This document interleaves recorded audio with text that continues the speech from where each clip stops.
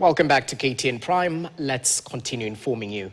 Now, President William Ruto and opposition leader Raila Odinga have formed a 5-member committee to oversee the implementation of their joint 10-point agenda agreed in March. However, the formation of the committee has left tongues wagging, with critics saying this could be another political game by the heavyweights to keep Kenyans on their toes politically. This coming days after Odinga's ODM resolved to push for the formation of the team. But the big question remains, was the team necessary, or did President Ruto succumb to ODM's pressure? Well, KTN's Daniel Kariuki interrogates. Members of the 5-member committee formed to oversee the implementation of the joint 10-point agenda include ODM's Raila Odinga close ally Agnes Zani, who will chair the committee, Fatuma Ibrahim, Kevin Kiarie, Gabriel Oguda, and governance expert Javas Bigambo. The committee will be responsible for driving the implementation of the 10-point agenda set out in the Memorandum of Understanding MOU signed earlier this year.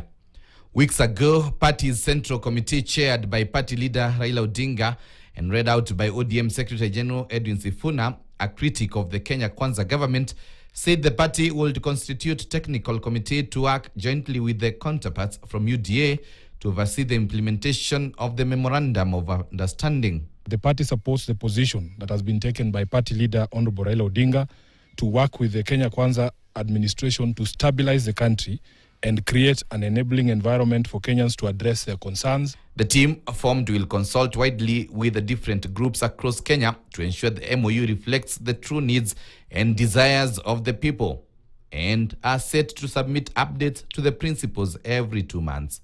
But the bone of contention is on the implementation of the recommendations.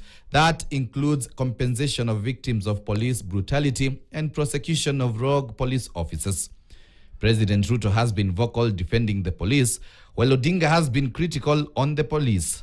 Police have a right, constitutional right, to use whatever means possible to make sure the lives of Kenyans are protected, their property is protected, and they need to take steps to make sure that if life and property is in danger, the police must act accordingly. Political analysts have waded into the debate, questioning the formation of the committee, while the MOU was clear on issues raised and implementation.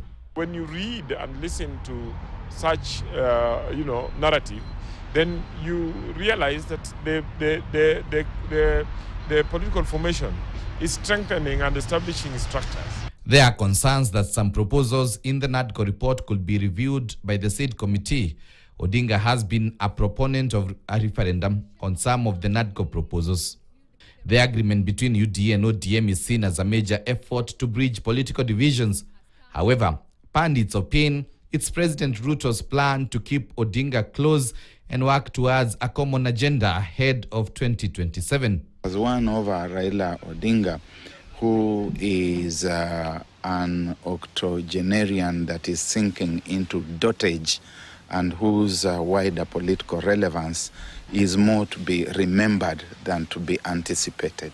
Be in the best interest of his own political structure and the people that he leads, he leads them under a stronger leader like President William Ruto. The first parliamentary group meeting is set for August 18, 2025, while a full public report will be published on March 7, 2026.